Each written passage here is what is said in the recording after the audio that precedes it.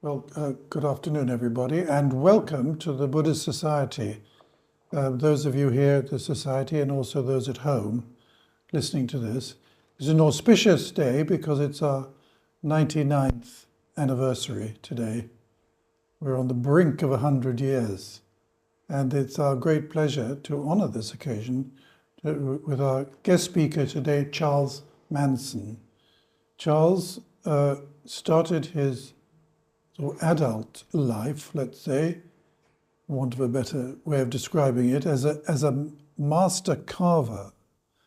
He then became a Buddhist monk in the Kagyu tradition before going to Harvard, where he did a Master of Theology, an MA in Theological Studies there, before returning to England, and is now the librarian at the Bodleian Library in Oxford and also at the British Library here in London. I should also say, where he looks after the Tibetan material. I should also say that Charles is a teacher of Tibetan, and he will be starting a class in Tibetan studies here at the Buddhist Society. You've heard it from me for the first time. Charles today said he would agree, which will go very nicely with our Pali classes and our Sanskrit classes.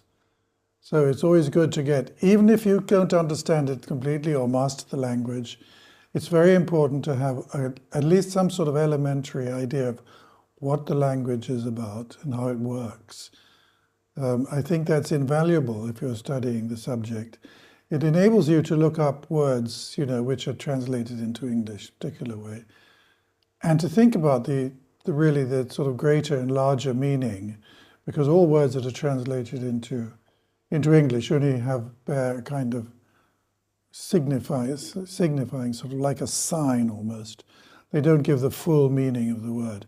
But today Charles will be talking about an important subject, something which I've only just read about and was fascinated in many years ago, about the Lama who was captured by the Mongols and spent time with the emperor. And I always wondered about him, but here it is. It's Karma Pakshi, the second Karmapa, a Tibetan Mahasiddha. And this is the book which Charles wrote last year, and he's going to talk about the second Karmapa today. And for those of you who are here today, the book will be on sale at a reduced price. So take advantage of it. But Charles, thank you so much for coming. Thank you. Thank you very, very much. Thank you. I'm really looking forward to your talk. Thank you. Welcome, everybody, both here and in Zoomland. I do the traditional greeting. My thanks go to both Biddulphs for arranging this and for other people who have helped make this possible. And I think we'll start with talking about Karma Pakshi. And in the book that first we're going to look at his childhood and training, and then his missionary work amongst Mongols, the Mongol emperors' courts, and his legacy in terms of establishing the Karmapa lineage, the earliest or the oldest, should we say, lineage that is continuous, has continued since the 13th century. Well, it began in the 12th, we could say, and got established in the 13th century.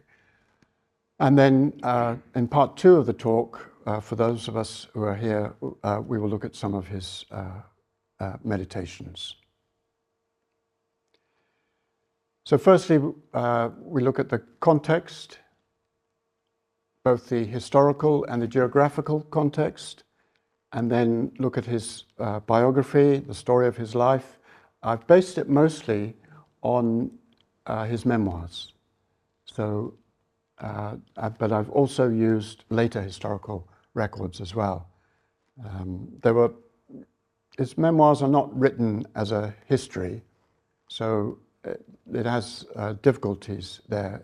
It's somewhat scattered, and then the histories later on, they sometimes help organize it and give extra information as well. Histories from the 14th, 15th, 16th and 18th century in particular. And then just a brief mention of his writings and the inspiration that he's given, which is relevant to the modern time, and his legacy, and also a little bit about his significance. So firstly, the geographical context. I think we all know where Tibet is, the highlands of Tibet, and this is where he was largely based, except that he did travel right across to Xanadu over here, up to Karakoram, and right across over here as well, to Almalik, and then back to Tibet. So here we see the place names. He starts in the area around Derge. He then eventually, in middle age, so quite late in some ways, he goes into central Tibet, to Tserpu in particular, and then he goes across up to, well, it wasn't Beijing then, but the area that became Beijing, and to Xanadu.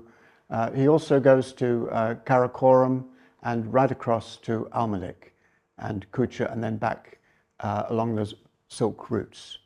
So he did cross the desert here up to Karakoram at one time, but we'll see that in more detail as we go along.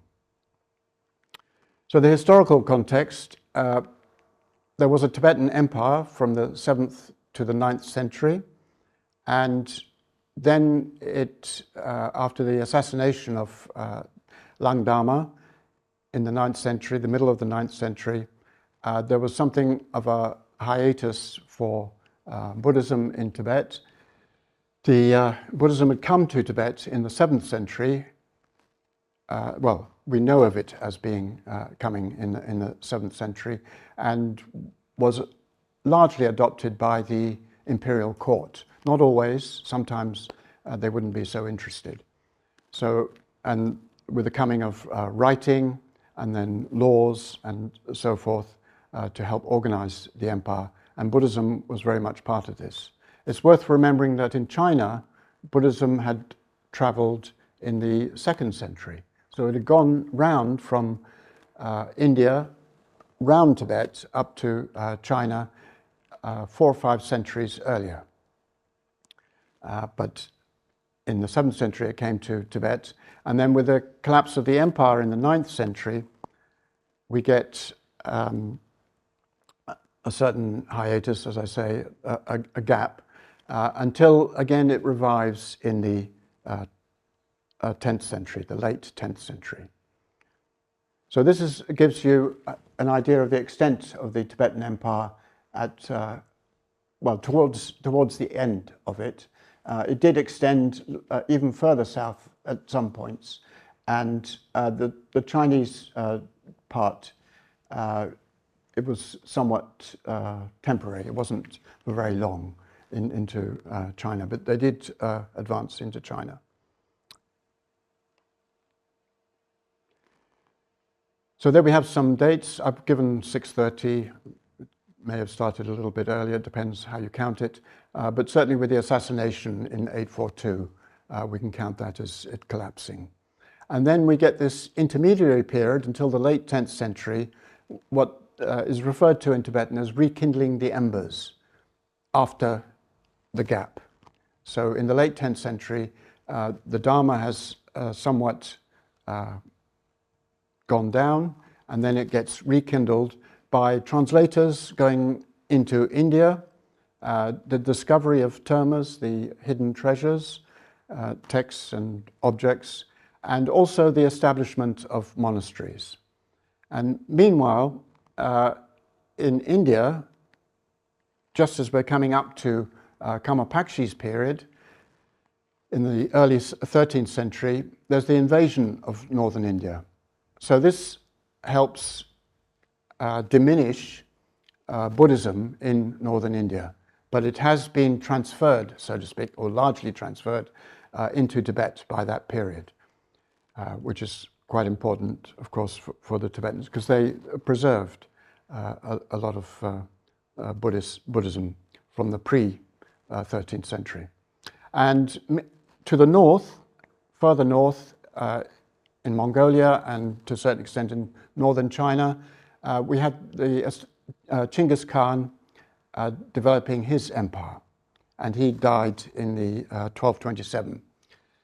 And then his sons and his grandsons in particular expanded the empire right across into Europe, in fact, the eastern edges of Europe.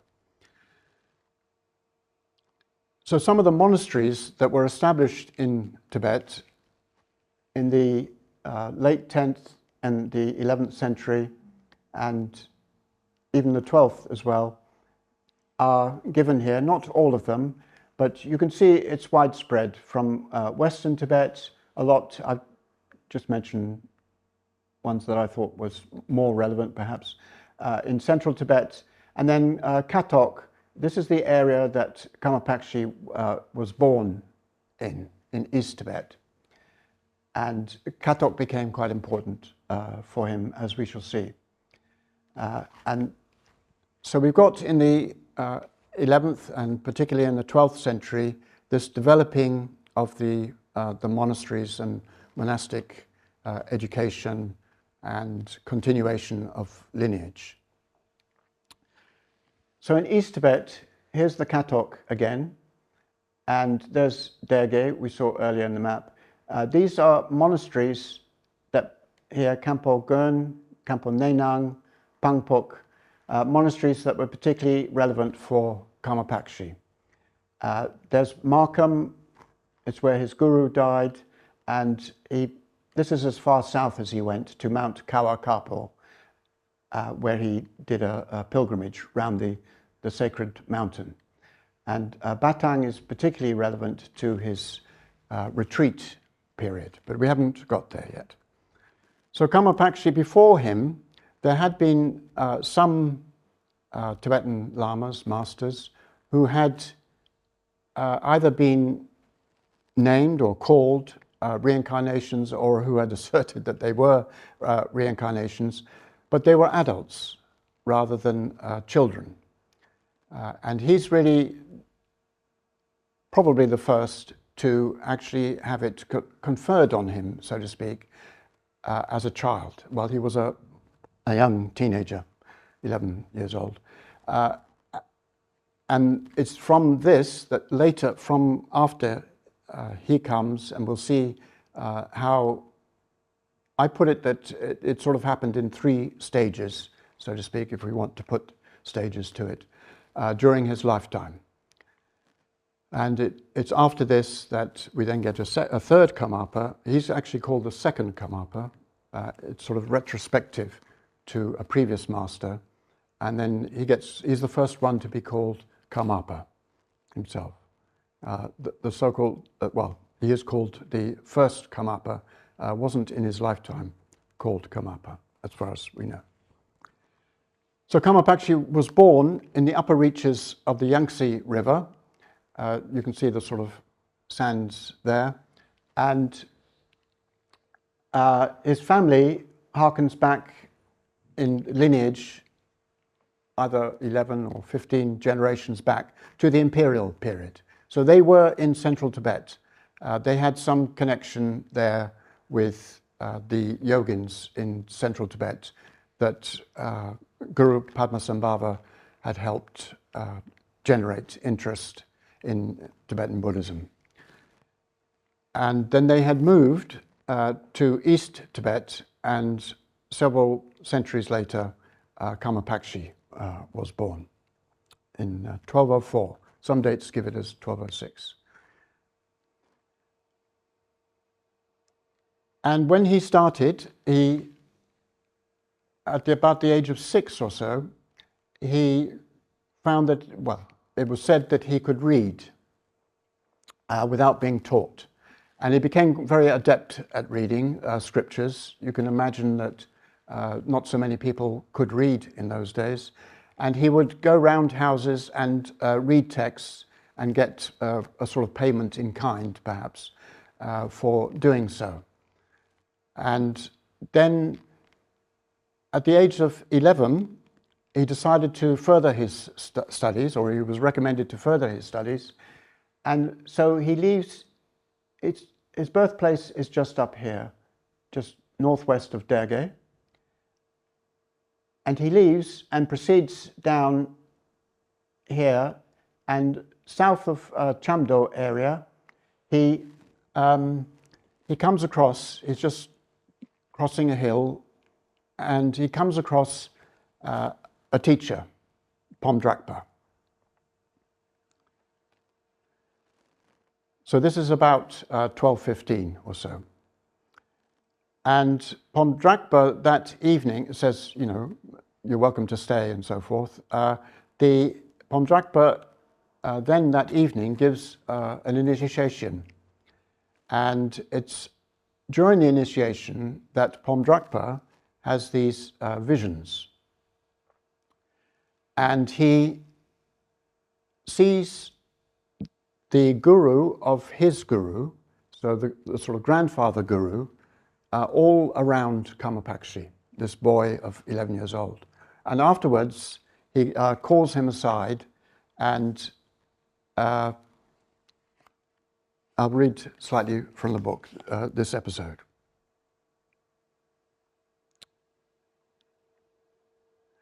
So according to the later account, at the time of their meeting, Pomdrakpa appears to have been impressed by the youngster, asking him, "Young practitioner, where are you going?" Chudzin replied, "I come from Sato and I'm going to U." U is central Tibet, middle. The master then said, "You would be a wonderful student of mine. Do not go anywhere, but stay." Later that night, during a public religious initiation requested by a Sherab Lodro, Pomdrakpa had an inspiration. He spoke to Chudzin alone after the gathering had dispersed. "Tonight, directly opposite where you were sitting, Dusum Khenpa, his guru's guru, and all the oral lineage, the Kagyu, appeared clearly. Your karmic tendencies are wonderful." So Kamapakshi, that is his first intimation that he might be, and he gets told by Pomdrakpa, that he might be a reincarnation of a saint who had died in 1189, so 20 years before, almost 20 years before. And we have here, there's Pomdrakpa and his years. Some might dispute his death year, but I have reasons for it now. And then his teacher was Drogon Retchen, and his teacher was Dusum Khenpa. And it's Dusum Khenpa who later gets known as the first Karmapa. And so Pomdrakpa is saying that Kamapakshi is the reincarnation of Dusum Khenpa, who had established Serpu in central Tibet and the various monasteries in East Tibet as well. He'd been very active in establishing monasteries. And he was a direct disciple of Gampopa, who was a disciple of Milarepa, who we probably all know. This you can see, well, you may have to request it, but you can see in the Victoria and Albert Museum. It was only recently discovered inside a statue. It's a rather pleasant illustration from the 13th century. So in a sense, this is what I would call the first of 3 stages of the reincarnation development in Kamapakshi's terms, that he has the recognition of his karma connection to this predecessor. So Kamapakshi stays with Pomdrakpa and becomes a disciple of his and receives instruction and does a certain amount of retreat in that area around Chamdo. And the 3 main instructions that he receives, he refers to himself in the memoirs, are from Saraha, who's very important to the Kagyu lineage, the 3 cycles of Doha, the king, the queen, and the people. And Kamapachi quotes Saraha many times in his memoirs and elsewhere. And then Gampopa for the Mahamudra meditation. So Pomdrakpa, it's a few generations, disciple generations later, but he gives instruction, the lineage is being maintained, and he gives instruction in Mahamudra meditation. And then what Kamapachi later refers to as introduction to the 3 kayas. Sometimes 4 are mentioned, and sometimes 5. And this is the meditation that we will do in the second part of this afternoon, if you wish. And within it is the Sodoma exercise. It's a sort of pranayama yoga exercise, and it's actually ascribed to Kamapachi. So the people who nowadays do this practice, it is told to them that this comes from Kamapachi, that he developed this particular practice. But the meditations are more visualization practice, linked to breathing as well. But he received instruction in this from Pomdrakpa too.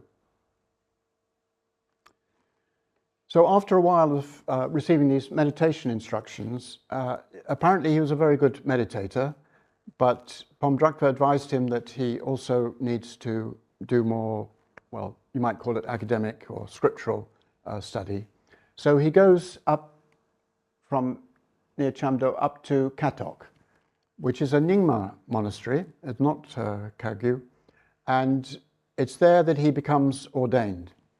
This is Katok in 2010. It obviously didn't look like that in the 12th century. And he did extensive study there with Jampa Bum, who was a great scholar. And in fact, in his writings, he often, there's a particular book, the Punsum Sokpa Jamsatai, where he mentions an awful lot of tantras. He's referring to tantras either in passing or quoting from them. And if you count them all up, you find that roughly, there's more than 600 mentioned, roughly half of them might ascribe to being Nyingma tantras, and half of them as being Sama, the old, harking back to that's the Nyingma, harking back to the Empire days, and then Sama, after the rekindling of the embers, is the new tantras. So he moves quite easily between the two of them. So after spending some time there, now in his 20s, he returns to Pomdrakpa, who's getting on, and they proceed. He returns from Katok down to where Pomdrakpa stays, and there's been some trouble with Mongolian incursions. They would tend to come down this side of Tibet, or Western China, Eastern Tibet, because there was a sort of general plan of trying to invade China, coming down on one wing, so to speak. This went on for some time. They got to Chengdu, captured Chengdu in the 1230s, briefly. So there was some incursions by Mongol forces, and Kamapachi mentions that they decided to go further south in order to avoid the Mongols, and there was some danger there. And they went down to a place called Markham. There's a Markham in England as well. Please don't get confused. It was slightly inauspicious there because Pomdrakpa's guru, Drogon Retchen, he had told Pomdrakpa to not go to Markham because it would be very bad luck or bad fortune for him. And Kamapachi does mention that they didn't seem to be keen on the Dharma so much there. Anyway, Drakpa did get ill there and he died, so it was bad fortune. And this left Karmapakshi in something, it seemed from his memoirs, he seemed to get almost depressed about it because he'd lost his guru and what to do. And several times in his life he has visions. And there was a vision that encouraged him to go east to practice, and that therefore he would benefit beings quite a lot. So he decided to go up near Batang. There's a remote place called Pungri. Here. You can see there's Batang, and there's Pungri is in that area. There's Litang there. And this is Batang seen, these are photographs taken in 2012. It's up on the top up there. And these buildings are said to be what was built while Karmapakshi was there. So he started to do retreat there, and meditation retreat, as far as we know, on his own. He got some food and was probably provided with food. But he did extensive retreat for about 11 years there. And towards the end of the 11 years, he then, he began to get something of a reputation as unusual meditator and teacher. And people gathered around him and went into retreat with him. And then perhaps that's when these buildings got built. It was while, there's another picture from a different angle of the buildings, up on the top of the hill. I'd just like to read one of the songs of Karmapakshi. The book has maybe as many as a dozen, I'm not sure, songs of his there. Only recently I've come across a text that has about 50 of his songs, so I'm hoping to work on them. I've included some in here and produce that at a later date. So this is the melody of Karmapa's intention. In a mandala of 4 immeasurables, I, a yogin with paired aspiration and application, the stallion of bodhicitta, I ride throughout the world. That is a necessity. In the mandala of 4-fold evam, the yogin of the completed 4-fold empowerments, with a victory banner empowering, maturing and liberating, I lead the fortunate. That is a necessity. All Buddhas in all times, as miraculously compassionate Avalokiteshvara, with the 6-lettered superb speech mantras, act for the benefit of beings. That is a necessity.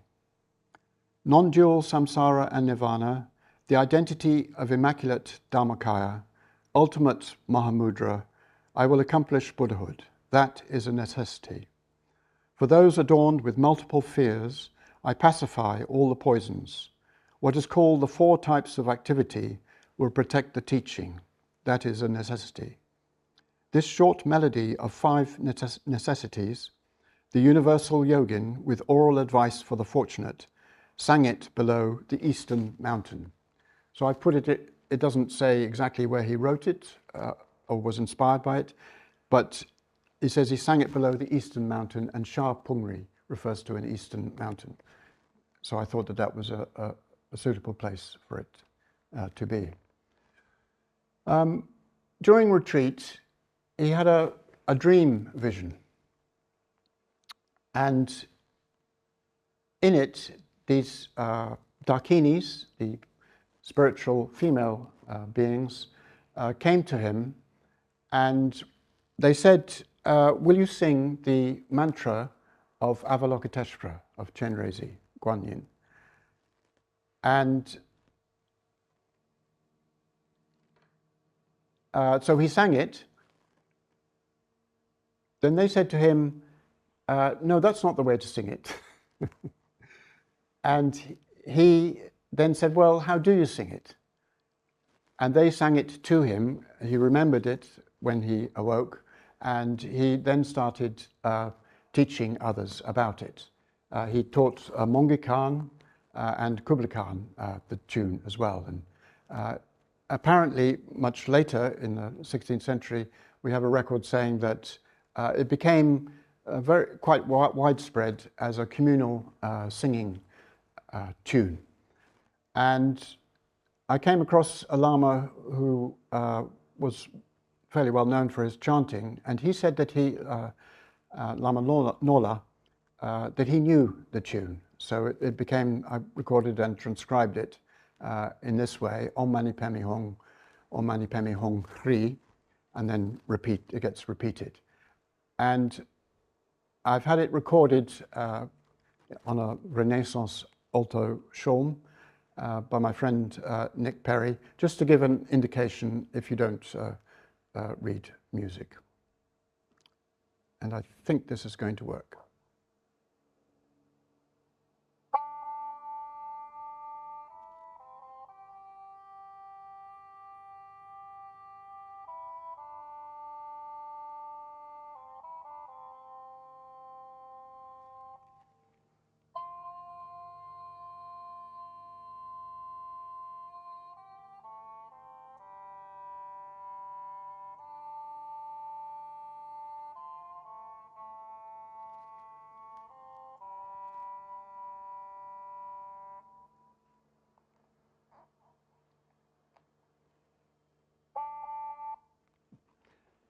It has a tendency to repeat, which is fine. It should be repeated.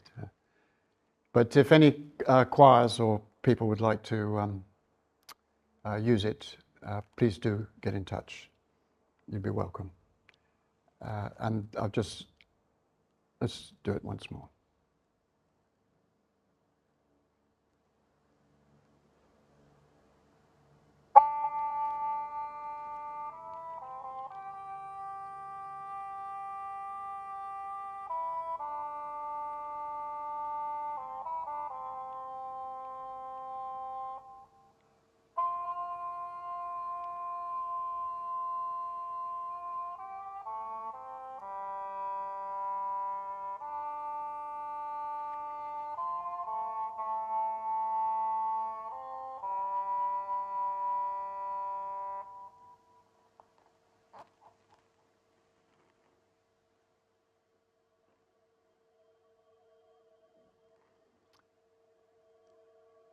And I've seen, yes. So part 2 here. After he'd been in retreat for 11 years, he then went down to Kawakapo, the sacred mountain, did a pilgrimage there, and then came back up and did some more retreat there. And then it became time, by now he'd got something like 500 people around him learning to meditate and practicing together. He felt it was time to start developing or repairing the monasteries that Dusum Khenpa, his predecessor Karmapa, had established. So he goes from Batang here, he goes to Kampong Nenang, he goes to Pangpok, and he goes to Kama Gun and repairs the monasteries. So he's now, this is the 1240s roughly, yeah. So it's something like 50 years after Dusum Khenpa had died.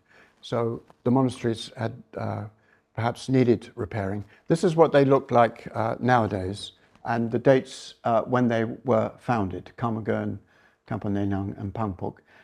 They, of course, well, not of course, but they did get destroyed or dilapidated during the Great Cultural Revolution, and they've since been built back. But that is also what he was doing. Well, he was expanding as well as repairing. But he didn't found monasteries so much, not in Eastern Tibet anyway. And it was while he was at Kamagun, more in the north, that some travelers from the west came and asked him to come to Tsurphou, which was the main monastery that that's where Dusum Khyentse had actually died. And he decided to follow their request, and so he went he went to Lhasa first, and then slightly northwest, 50 miles or so, northwest to Tsurphou Monastery. This is what Tsurphou looked like before the Great Cultural Revolution. The British official, Hugh Richardson, took photos there. And not quite sure, but it was 1946 or 1950 that this photo is from. When Karma Pakshi got there, it presumably wasn't quite as developed there, but as we'll see, he did build a huge statue there, so it must have been quite tall already. Either it was already tall, or he created the tall building. You can see quite how many stories it goes right up there, and then this huge statue, 60 feet high, was inside. So when he got there, Tsurphou itself, the building, was somewhat dilapidated. In fact, it said that it was in ruins. But not only was the building in ruins, but also the Sangha, to a certain extent, was somewhat dilapidated, because the monks had started drinking. You can imagine 50 years after this charismatic teacher had been there, then things get dissipated, perhaps. And so he proceeded to not only fix the buildings, but also to encourage and discipline the Sangha there. And this is in the 1240s, and he stays there for 6 years. He makes some excursions in central Tibet, sort of preaching tours, and he stays there for 6 years. Now, meanwhile, in East Tibet, Kublai Khan, who is still a prince, he's not yet emperor, he is proceeding down the east side of Tibet, the west of China. He goes down to a kingdom called Dali in the Yunnan province, and they quickly surrender, and then he returns. It was quite fast trip down and then back up on the sort of edge of the Tibetan hills there. And presumably he heard, either going down or coming back, he heard about this extraordinary yogi who had been meditating and got a lot of disciples, and was apparently performing miracles and so forth. So he issued an invitation, and the messengers came all the way into central Tibet to Tsurphou, found Karma Pakshi, and requested him to come and see Prince Kublai. And he was rather nervous about this. If you remember, 20 years earlier, he'd gone south with his guru to avoid Mongol forces. And now he has one inviting him to make a huge journey across to northern China to meet Kublai Khan. But again, he has a vision. A lot of his decisions certainly he refers to them in his memoirs, as coming from either visions or dreams, and it helps him make his decision. And he decides to actually take up the invitation, and he goes and meets Kublai Khan. And at first, at the court of Kublai Khan, he's the younger brother of Mongi Khan, who is the emperor. He's not quite the emperor yet. This is in, oh yes, he is, sorry. This is in 1255, yeah. He went to Tsurphou in 1249, and then he met the emperor. He spent 6 years in Tsurphou, and then met the emperor in 1255. And at first, he got on very well with Kublai Khan, but perhaps not so well with the queen, the main queen, Chabi. She seemed to prefer a younger teacher known as Pakpa, who was a very famous Tibetan teacher, or became famous. He was still quite young at this time. And so he gives Kublai Khan he gives him the Bodhisattva vow to commit to enlightenment for the sake of all beings, not just for the sake of oneself. And he gives him some teaching, but he then intuits that there's going to be trouble at the court. There might be violence. And so he decides to leave. He says, I must go. He doesn't go back into Tibet. He just goes a little bit north and does some work up there with repairing monasteries and teaching as well. So this is northwest China, northeast Tibetan area, or just beyond northeast Tibetan, perhaps. This rather upset Kublai Khan.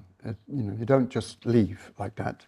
And this has repercussions 10 years later or so, 5 years later, when Kublai Khan issues a death warrant for Kama Pakshi. But we'll get there. There's happier circumstances first. So by this time he's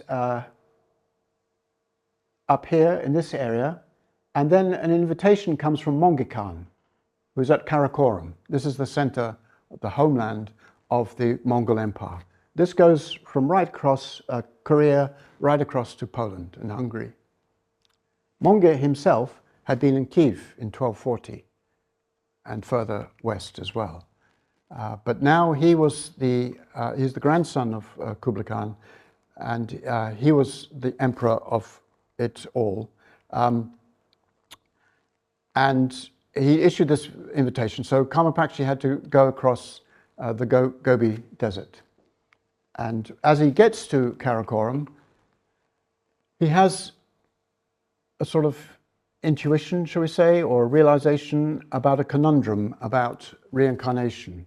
Now, Dusum Khenpa, the meaning of his name is knower of the three times. He was well known for being able to recount his past, present, and future, recount previous lives, and at one time disciples, and they wrote this down, had said, where are you going to be reborn in the future? Sometimes it would be way in the future, but in the more immediate future, and he gave, at least 3 examples of where he would be reborn.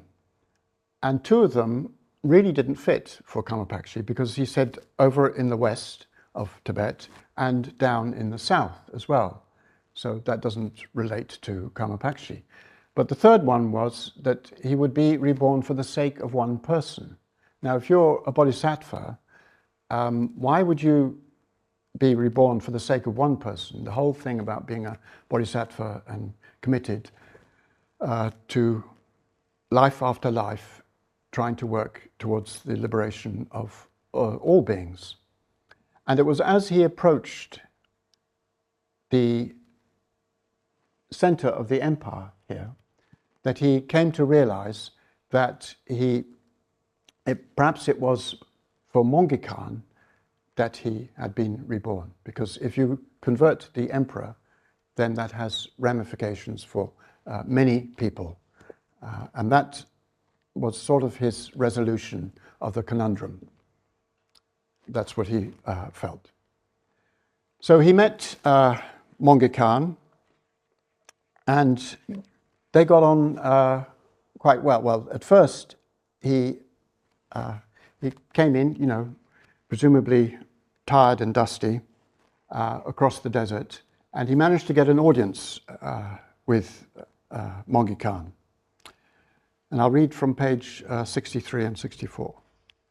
Once Kama Pakshi had gained his first audience with the Earth Protector King, as he called him, the emperor commanded, "I am the ruler of the world. Get rid of my obstacles." Kama Pakshi replied, "Tonight I will think about it a bit."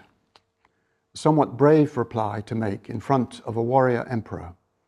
In the morning of the next day, Kama Pakshi again had access to Emperor Mongi and gave his recommendations as recounted in verse. So he's giving advice. He will help Monge Khan if he performs these actions. So indeed, in this imperfect world, never will there be a king like you, whatever any astrologers have said. I myself, Karmapakshi, seek to counteract your obstacles, benefit the Buddha's teaching and all beings, distribute food and wealth throughout the kingdom, repair the residences of the lamas, and make sky offerings with no sense of loss. Again and again, I ask you to set free the criminals kept in the prisons. It may be criminals or war hostages. And apparently, Monge Khan actually followed up on this, according to Karmapakshi. He was very generous from the treasury to both the poor and to the Buddhist Sangha. He helped build a temple, commissioned a temple, and he released as many as 13 times tranches of prisoners or hostages.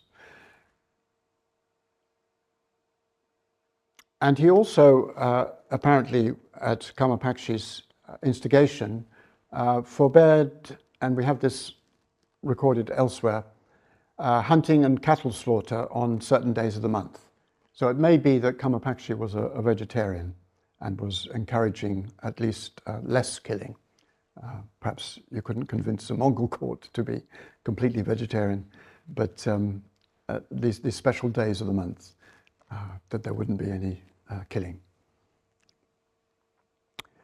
So they got on well, and Karmapakshi taught him, and he said that Monge was a very adept meditator, and he gave him the Chakra Samvara initiation. And then, but Monge is still, even though he's doing very well on this sort of spiritual side, shall we say, he's still a warrior, and he still has this commitment from his grandfather to conquer China. China had been somewhat,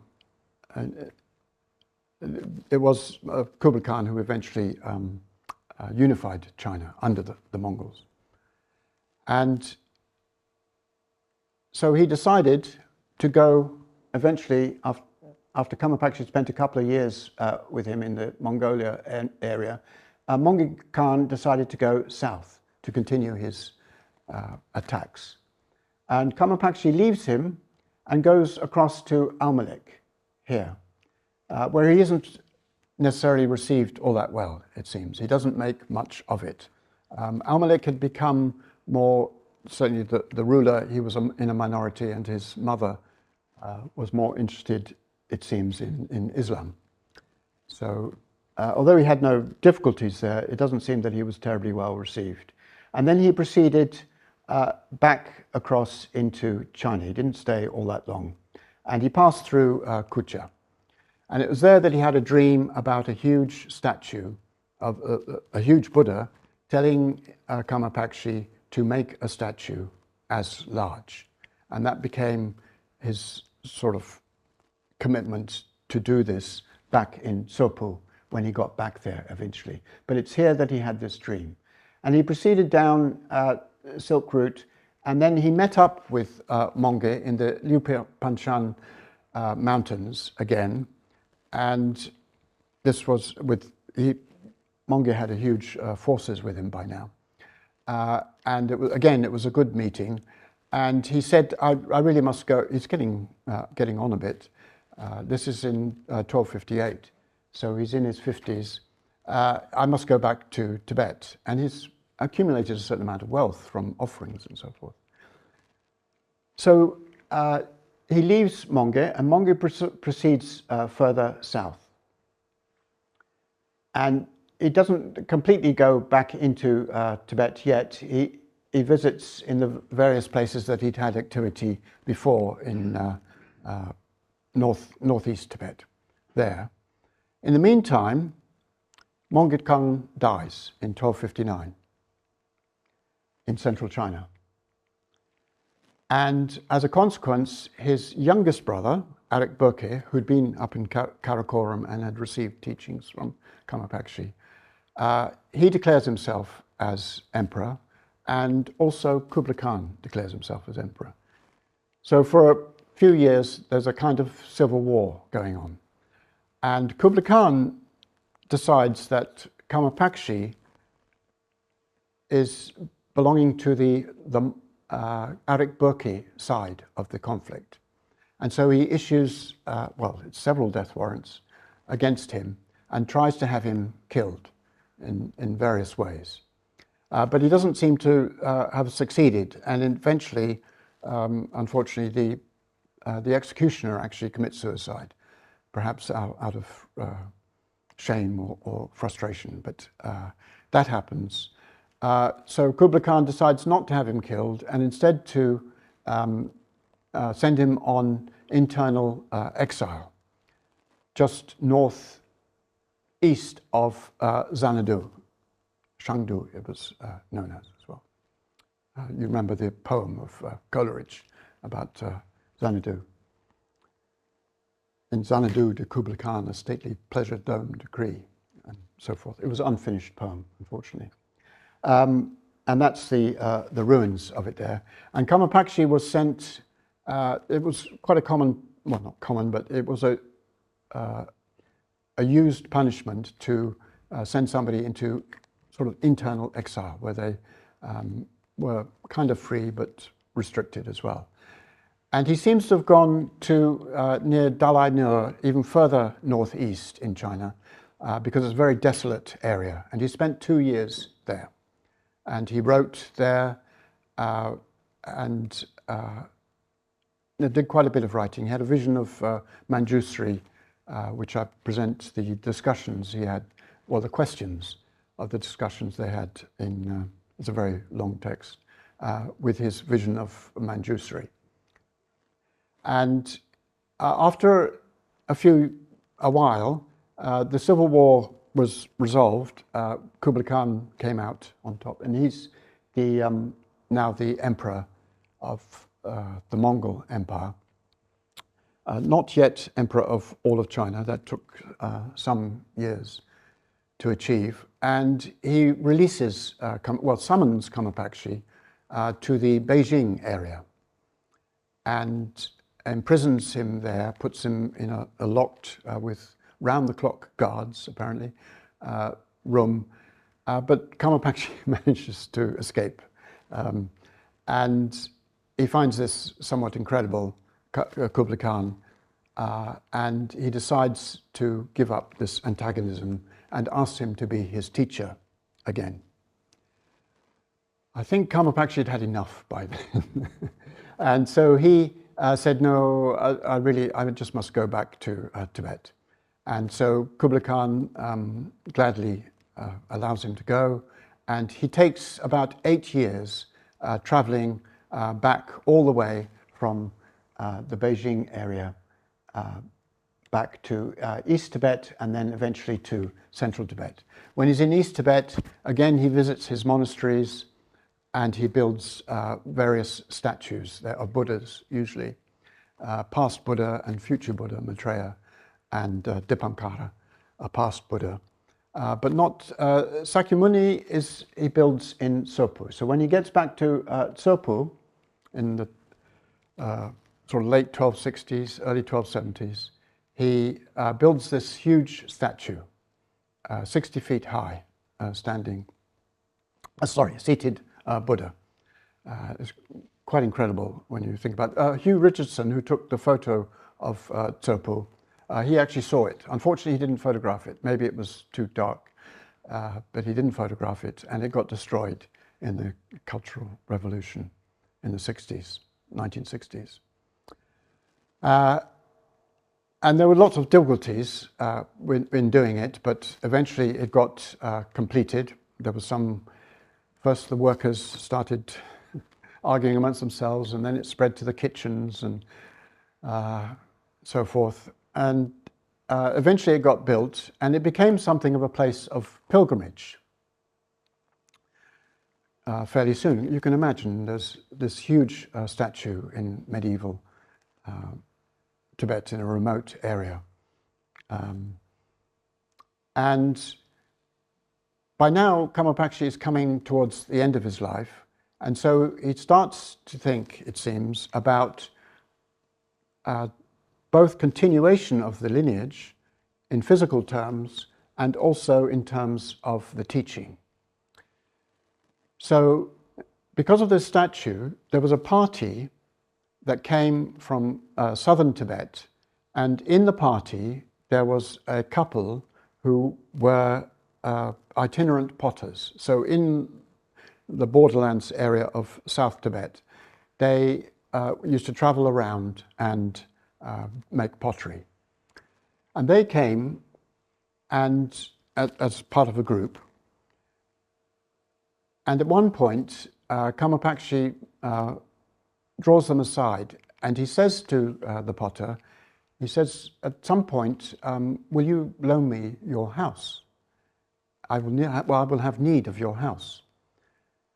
And he thought, this is extraordinary, you know, this great Lama, and he's asking me, a poor potter, a traveling potter, to borrow my house. And so he goes back to the party and he tells them, you know, what this great Lama said to them. And they all burst out laughing because he's itinerant, so he has no house at all. And it's a year later that the child is born to his wife that becomes the third Karmapa. So it would seem that Kamapaksha was preparing the ground, perhaps. He also proceeded to give teaching to a famous yogi who happened to come. He only came for 3 days, but he gave some initiation and teaching to Ögyempa, and what they called a transmission of mind, from mind to mind, without words. And it was Ögyempa who, 5 years later, then finds the child of the potter couple and pronounces him to be the third Karmapa. So this is really the third stage, the preparation for both the physical and the lineage continuity. This is within Kamapaksha's life. And it's after this that every time a Karmapa dies, and in other lineages, other tulkus, then they tend to look for a child that becomes educated and then eventually takes up the position, usually, you know, in their mid-teens, of head of the monastery or part of the lineage. Kamapaksha is getting quite old, in the 1280s, and he actually seems to have had a stroke, and then he dies afterwards, not as a consequence of the stroke. He seems to have recovered after a while, and then he dies. And so that's the end of his life. And the third Karmapa, there's a book in the same series as this, is Rangjung Dorji, and is written by Ruth Gamble. Be careful, because Kamapaksha refers to himself, and of course then I have to refer to him in the translations, as Rangjung Dorji. That's his name that he refers to himself as, Rangjung Dorji. And then the third Karmapa gets called Rangjung Dorji as well. So please don't get confused about that. So in terms of the significance then, and the relevance for now, he is very much the initiator of the reincarnate lineage of the Karmapas. And this became a tradition in Tibet and spread very widely. And then a couple of 100 years later, you start getting the Dalai Lama lineage. And then 400 years later, you get the fifth Dalai Lama, who actually becomes head of government. And they rule one after another, well, with regencies, for 300 years until the 1950s. But it begins with Kamapaksha. So he seems to have left behind, as much as we know, 40 works. It's said in the histories many more, but we've only got about 40. He did a particular series, the Limitless Ocean series, Gyamso Tai, which, you know, the limitless ocean of Dharma, the perfect limitless ocean, it had limitless ocean in the titles. And of those, there are 19. So about half of these works are part of the Limitless Ocean series. But they haven't been much studied, not even by Tibetans. He's thought to be very important in terms of the reincarnation and the inspiration, but people don't seem to read his writings so much. Whereas the third Karmapa is very well read of. So I've translated some excerpts, various chapters in the second part of the book, as you can see there. And then in modern terms, there are two main meditation practices that have been derived from termas, treasures, inspired by Kamapakshi. And they are practiced nowadays quite extensively. So in the 17th century, there's Yongey Mingyur Rinpoche. Some of you will know of him. He's a well-known, excellent teacher. And he had a vision, well, it was sort of dawn vision of meeting Kamapakshi. And from this, a practice was written. And then in 1968, Chogyam Trungpa, who of course came to the Buddhist Society in the 60s, mid-60s, and taught here for a while, and based in Oxford, but used to come and visit. He had this inspiration to write the sadhana of Mahamudra, which gets used particularly in America. Within very shortly, it was translated into English. It was first used in English in Scotland, and then when he moved to America, it became an important practice for them there. And you can see here's Yongey Mingyur in 2022 giving an initiation of the Kamapakshi. This is sort of derived from his vision of Kamapakshi there, and even it's translated into Chinese as well. So this is spread.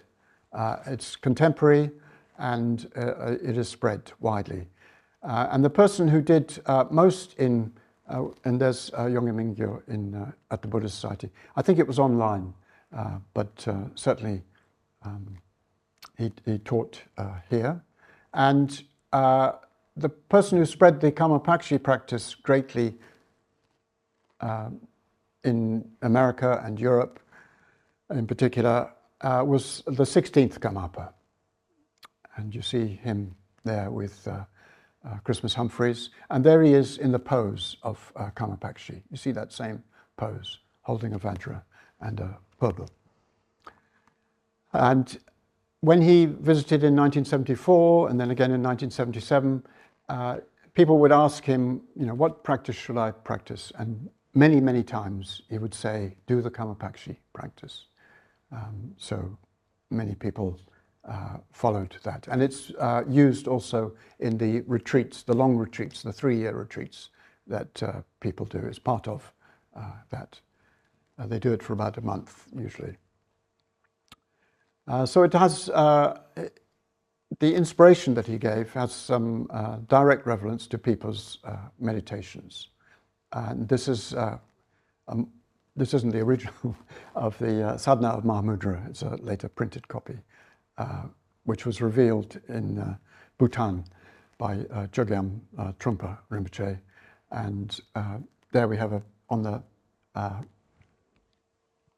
bottom right picture of him. There's Akong as well. He's misnamed there as Lama Tongpa. It got misnamed for a couple of years in the middle way. And then it changed to Trungpa for some reason. So you look in it, you know, you look in the index and you see Tongpa, who's he? But eventually I found him there. This is 63 when they came.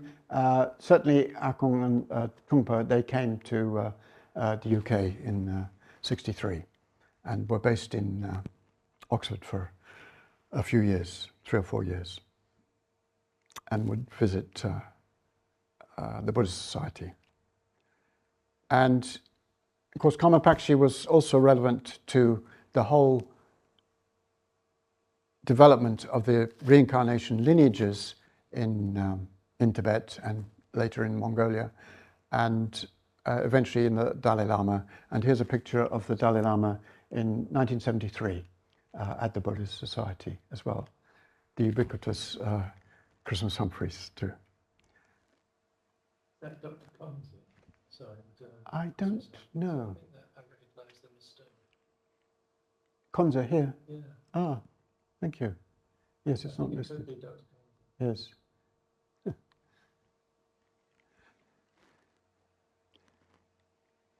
So there we have it. Karmapakshi, quite an exciting life, perhaps.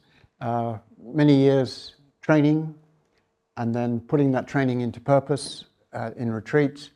And then when he got some accomplishment, preaching at the court of Kublai Khan and Mongi Khan, having the troubles of being imprisoned and tortured, and then eventually retiring back to Tsopo, developing the monastery, making sure that the lineage continues.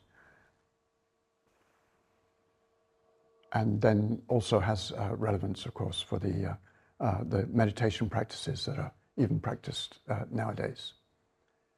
So I'd like to finish there, and if any of you have questions, please do ask.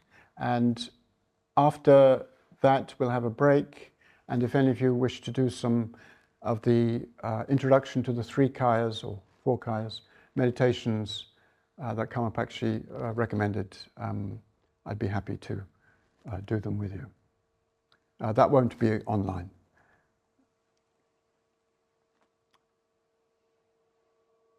Any questions, either from the room or... You Yes, mentioned his execution, committing suicide, but there's a sort of very interesting tale about number of times before executioner tried to kill him. I was wondering whether you'd like to describe that. Oh, I see. Yes. Yeah, they get...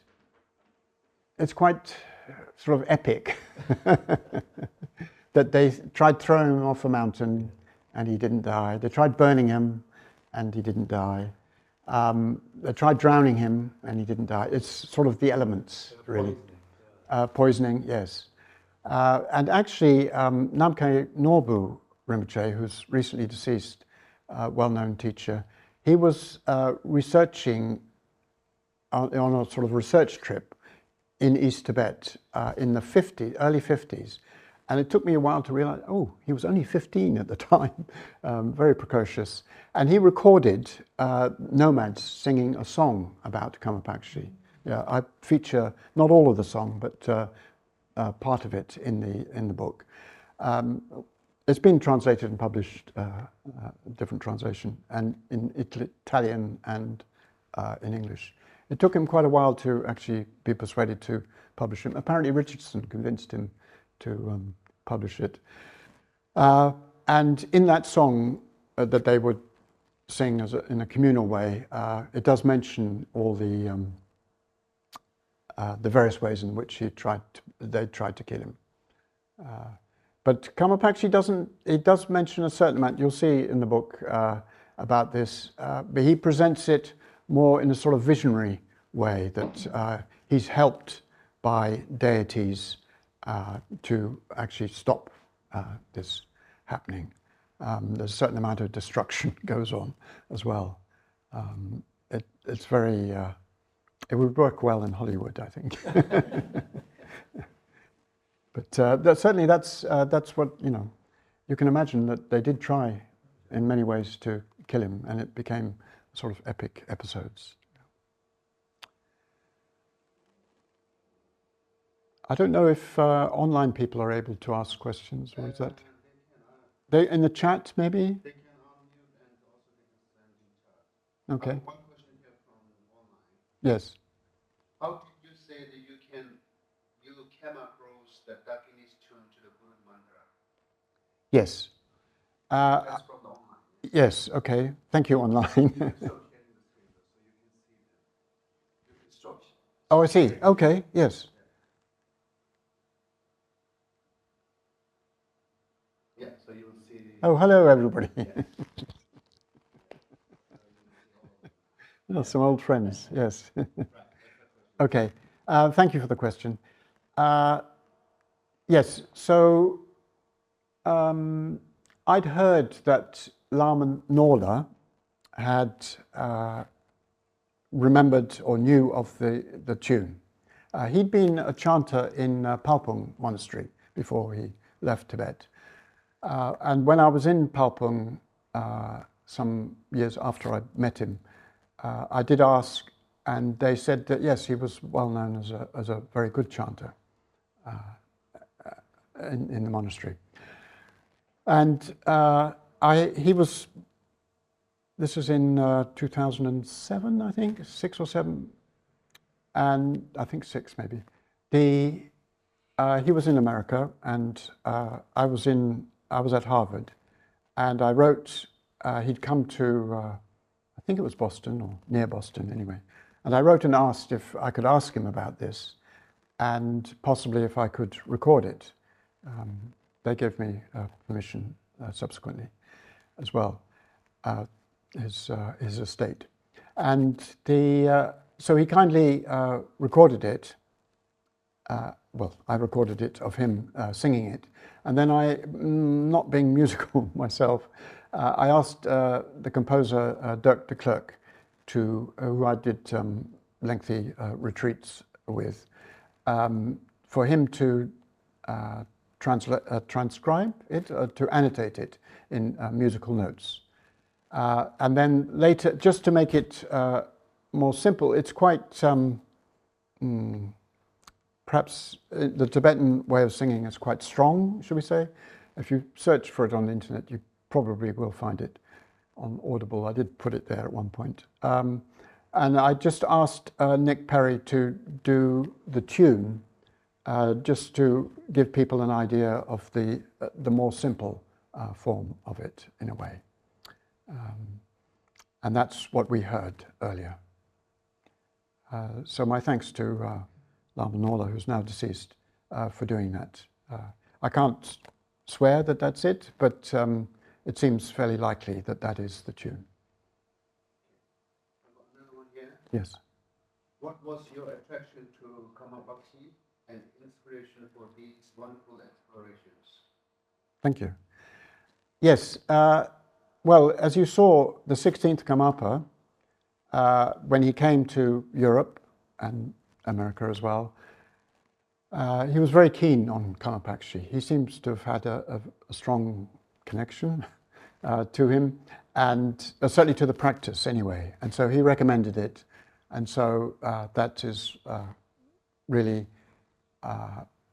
what made it important for me, in a way.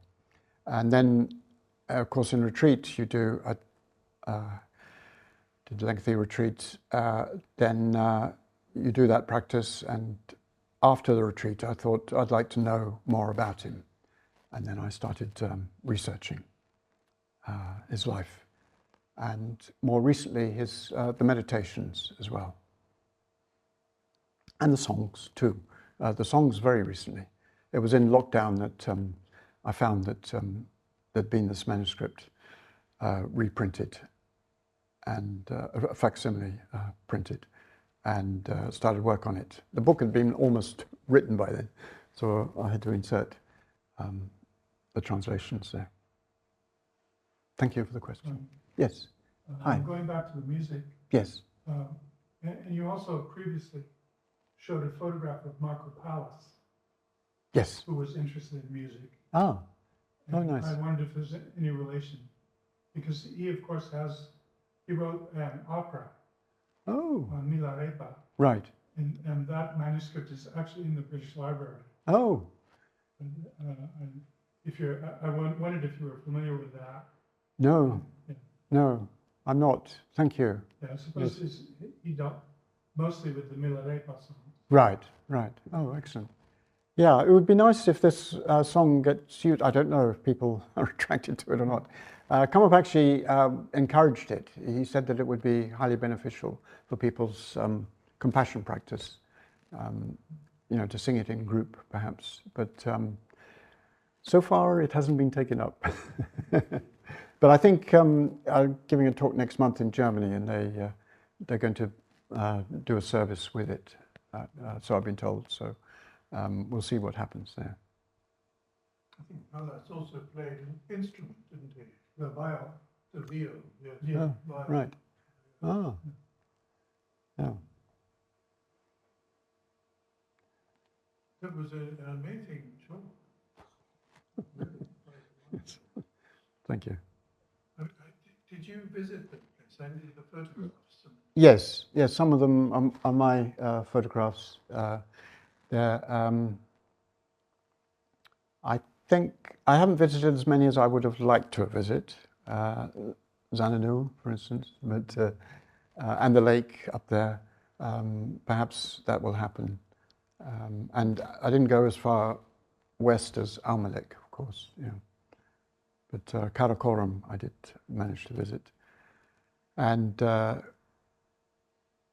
Tsopu and in East Tibet as well. Yeah. How long were you there? It tends to be for short periods. I've done a few trips. Yeah. I suppose you could, because it's East Tibet. You can do it without a special visa. Just the regular Chinese visa. To going into Tibet proper is a little bit more complicated. But I've done a few trips to East Tibet, and I suppose 6-8 weeks at the longest, really. Yeah. I was interested in the transmission of that little piece of music.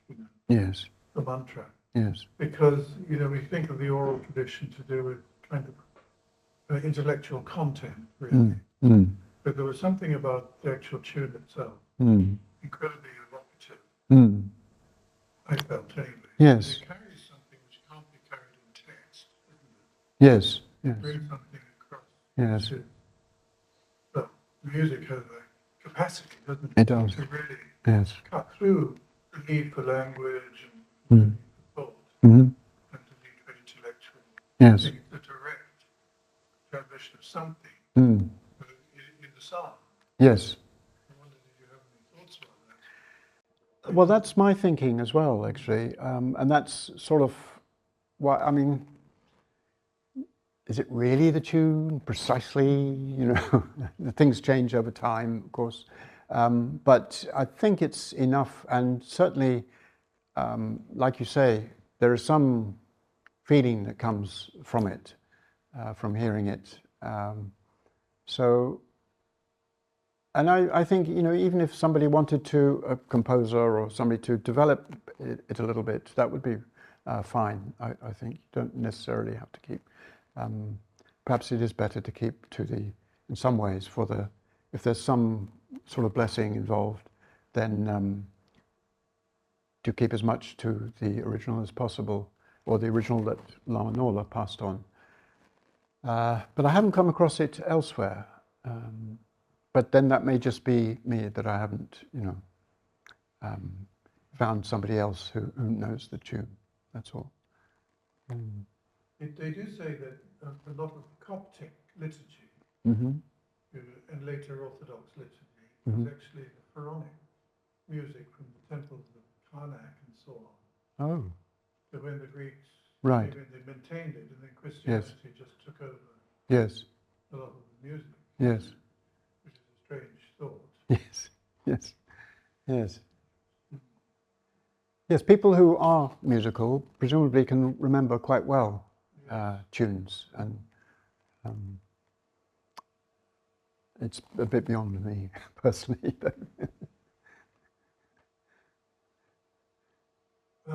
In terms of his influence on the Khan, the Greek Khan, Yes. did you come to any kind of conclusion about actually the effect that that he had on Buddhism in China? Yeah, I don't think, you see, the problem was that Monge died shortly afterwards. I mean, it could have been huge if Monge had lived and conquered the whole of China and become Chinese emperor as well as other areas. Then it could really, he might have summoned Kamapakshi, although he was, it was a race against time, really, because he was getting old himself. Kamapakshi was getting old. And he'd already had some intimations, actually, on his travels of death. He hadn't died, but he'd had perhaps some bad health, a heart attack or something like that. It does seem something wrong happened. So maybe, you play this if game with history, that might have happened. But Monge died, so the influence ceased there. And Kublai Khan had become antagonistic at first for political reasons, and also perhaps slightly he'd felt insulted by Kamapakshi leaving so quickly. And eventually he sort of had some reconciliation, the two of them. But as I say, Kamapakshi perhaps, he doesn't say himself, but he just asked if he could return to Tibet. He had all this wealth that he knew, he could do quite a lot back in Tibet. It does mention in the book, the amount of silver that he returns with and so forth. I tried to calculate it in modern terms, but perhaps a bit silly. But yes, so, and maybe he just felt that there was no future with Kublai Khan there.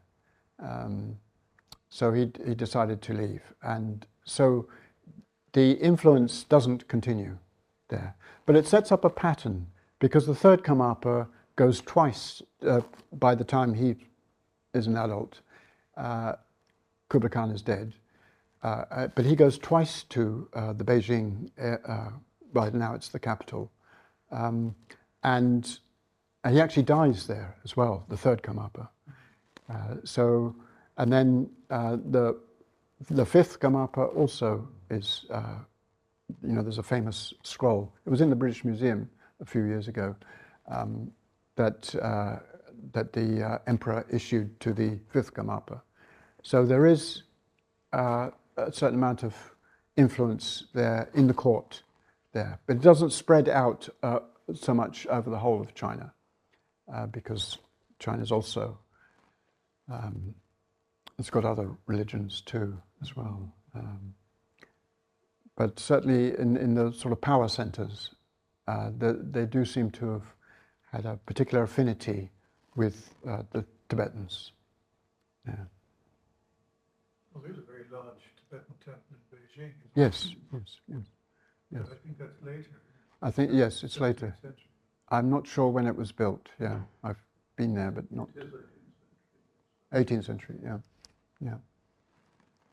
By then the Dalai Lamas are, in...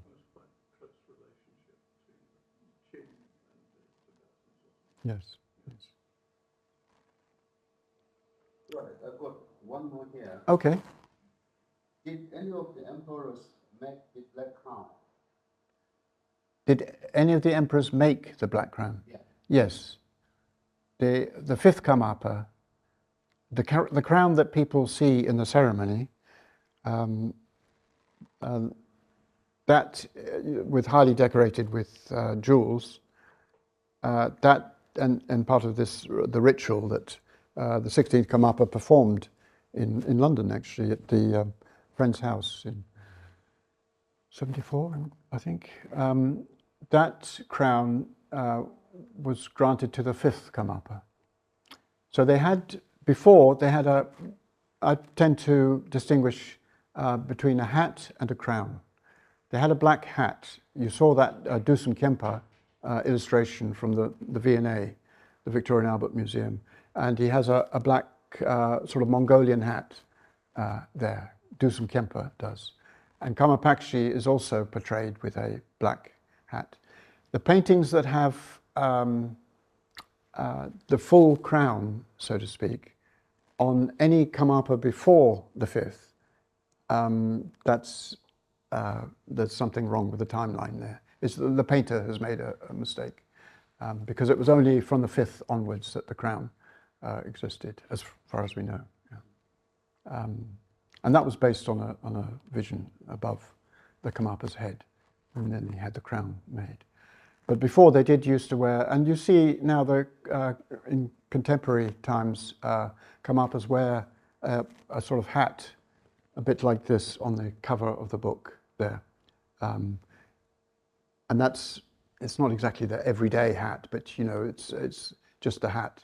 Whereas the crown is it's more elaborate, jeweled, and it's not seen very often.